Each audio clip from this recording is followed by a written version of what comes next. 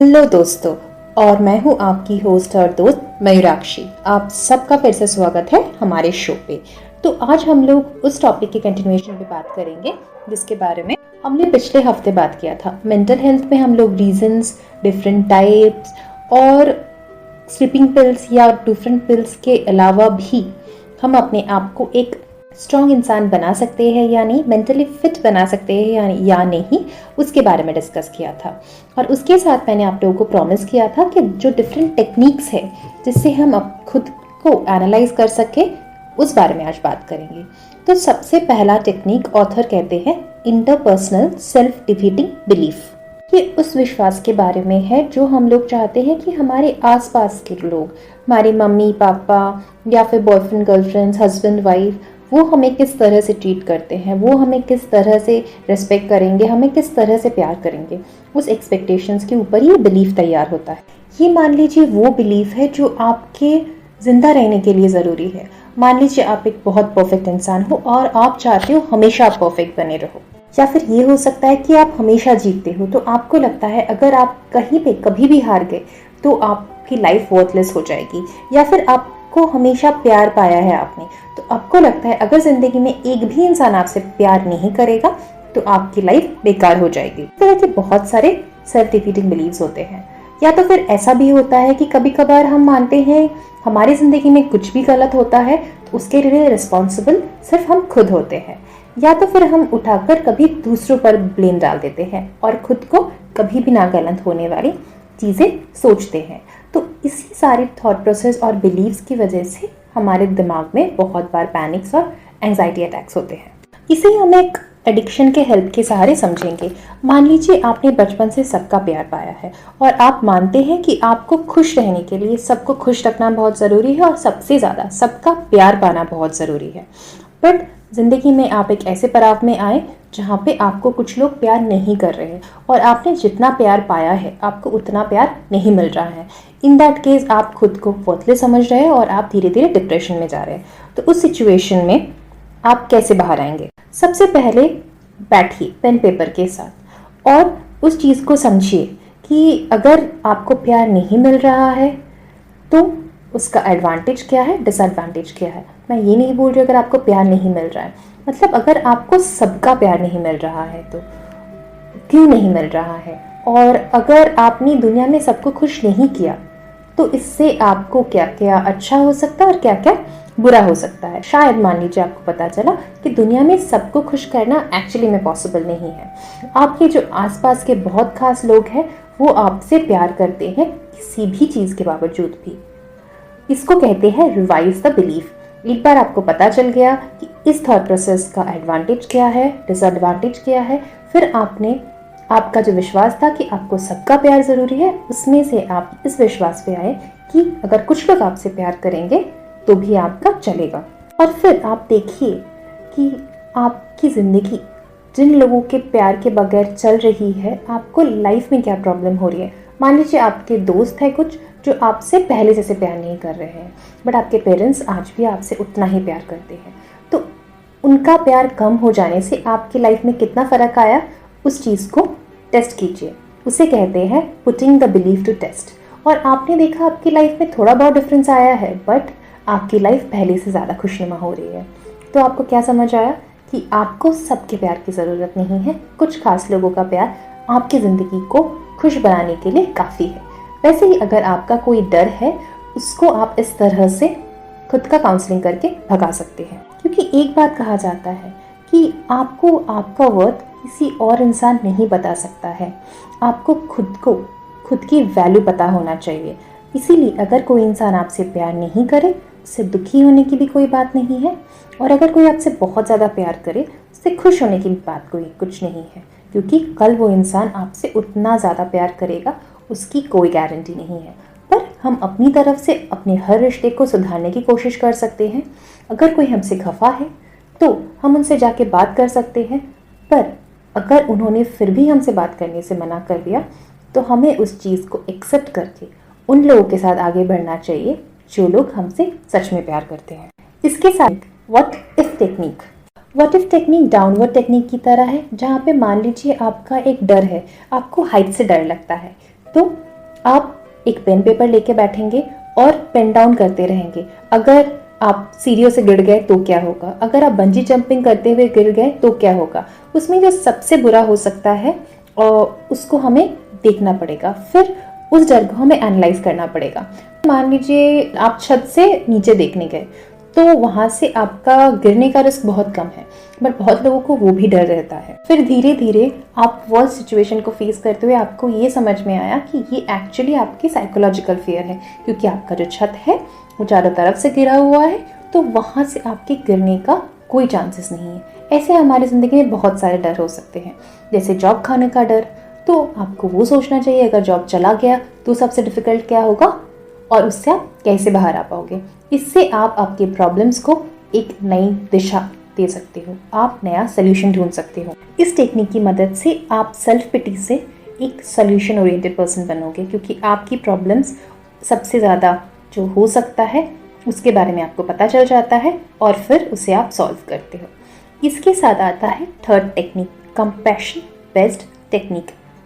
बहुत बार जब हम कुछ गलती करते हैं तो हम अपने आप को बहुत बुरा भला बोलते हैं। मान लीजिए आप एक बिजनेस करने गए और वहाँ पे आप सक्सेसफुल नहीं हुए, तो जब हम खुद से बात करते हैं हम खुद को बहुत सारी गालियाँ देते हैं, खुद को कोसते हैं और बोलते हैं तुमने ऐसे कैसे गलती कर ली, तुम्हारे दिमाग में अक्ल नहीं है। हम खुद अपने आप को बहुत सारी रफ बातें बोलते हैं। उसकी वजह से हमारा खुद का सेल्फ मोटिवेशन और ड्रॉप हो जाता है और हम खुद को वर्थलेस समझते हैं और डिप्रेशन में चले जाते हैं।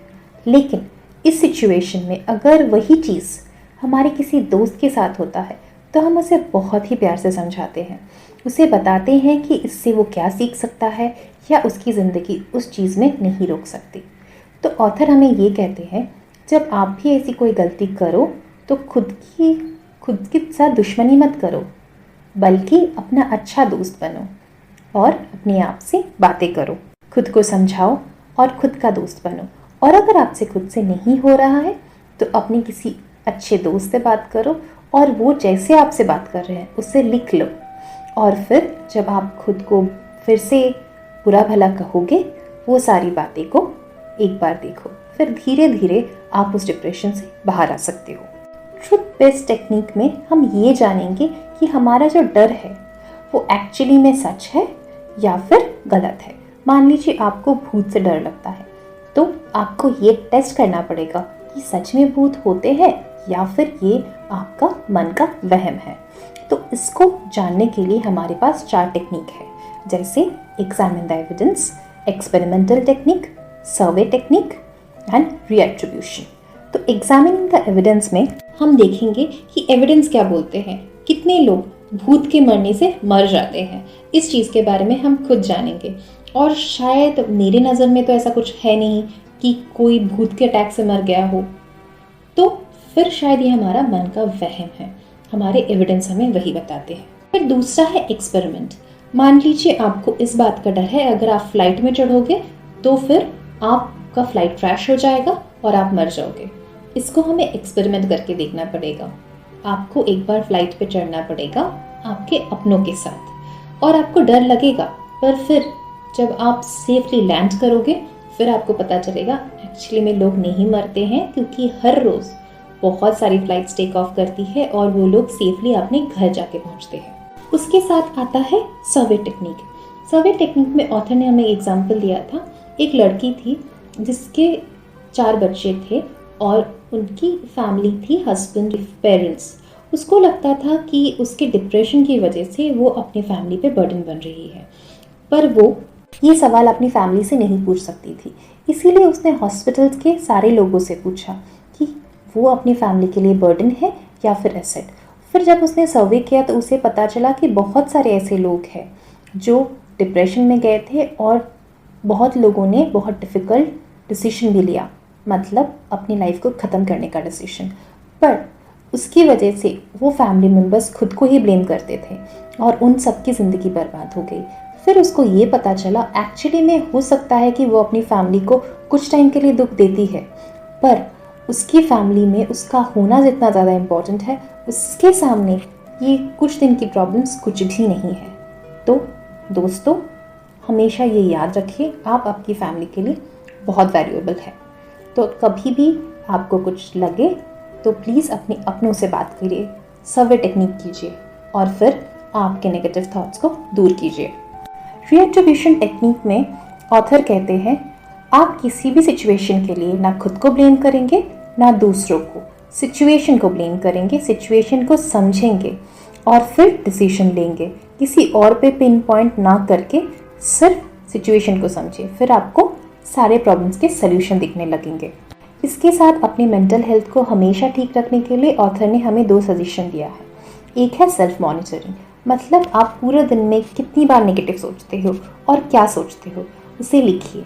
आपके किसी घड़ी में या फिर गोल्फ प्लेयर जो सिस्टम यूज़ करते हैं और हर रोज़ ट्रैक कर पाते हैं, उस चीज़ से ट्रैक कीजिए। फिर आप देखेंगे धीरे धीरे आपके जो नेगेटिव थॉट है, मान लीजिए आपका डर है कि आपकी आंखें ख़राब हो जाएंगी आप बहुत देर तक काम करोगे तो आप खुद को मॉनिटर कीजिए वो थॉट आपके दिमाग में कितनी बार आ रहा है। ऑथर का कहना है कि अगर हम वैसे किसी नेगेटिव थॉट को 3-4 हफ्ते ऑब्जर्व करेंगे तो वो धीरे धीरे वो थॉट हमारे दिमाग से गायब हो जाता है। और एक मेथड हो सकता है वॉरी ब्रेक। आप अपने आप को दिन का एक टाइम फिक्स कर लीजिए, दिन का नहीं, अगर आपको बहुत ज़्यादा नर्वसनेस होती है तो 2 घंटे में फिक्स कर लीजिए। वो टाइम आपके खुद का टेंशन लेने का है, तो आप जितना टेंशन ले सकते उस वक्त ले लो। आप अपने दिमाग को ये बोलो, भाई 2 बजे से 2:30 बजे का मेरा टेंशन लेने का टाइम है, तो 2 बजे से 2:30 बजे आपको जितना टेंशन लेना है ले लो और पूरा दिन एंजॉय करो। अगर आपके दिमाग में टेंशन आए तो आप खुद को बोलो, ये टाइम नहीं है तेरे आने का, 2 से 2:30 बजे का है, अब 2 घंटे तो मैं एंजॉय कर लेती हूँ। तो ऐसे चीज़ों के साथ आप खुद को एक स्ट्रॉन्ग इंसान बना सकते हो।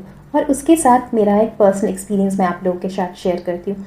ब्रेकअप हमारी ज़िंदगी का एक बहुत ही डिप्रेसिंग इंसिडेंट होता है, तो अगर आप भी ऐसे किसी सिचुएशन को फेस कर रहे हो तो जो सबसे इम्पॉर्टेंट टेक्निक मैंने अपने दोस्त के लिए यूज़ किया था वो है डाउनवर्ड टेक्निक या फिर व्हाट इफ टेक्निक। अगर आप धीरे धीरे इस चीज़ को सोचोगे कि उस इंसान के चले जाने से आपकी ज़िंदगी में कितना फ़र्क पड़ा।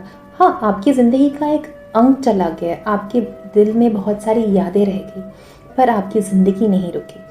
तो फिर आप धीरे धीरे आपका जो सबसे इम्पॉर्टेंट डर है कि आपकी ज़िंदगी उस इंसान के बगैर ख़त्म हो जाएगी, आप उस नतीजे पे पहुंचोगे कि उसके जाने के बाद भी आप जिंदा हो, आप सांस ले रहे हो, आप खाना खा रहे हो।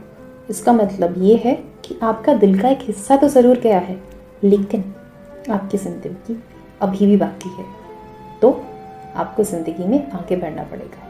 ये मेरे एक दोस्त का इंसिडेंट था, मैंने आप लोगों के साथ शेयर किया और ये एपिसोड मैंने उसी के रिक्वेस्ट में बनाई है, पर मैं उसका नाम आप लोगों के साथ शेयर नहीं कर सकती। अगर आपको इस तरह के टॉपिक्स इंटरेस्टिंग लगते हैं तो आप मुझे ज़रूर मेल कर सकते हो, मैं आपका ईमेल आईडी नीचे दे दूँगी। Thank you, we are signing off, bye bye.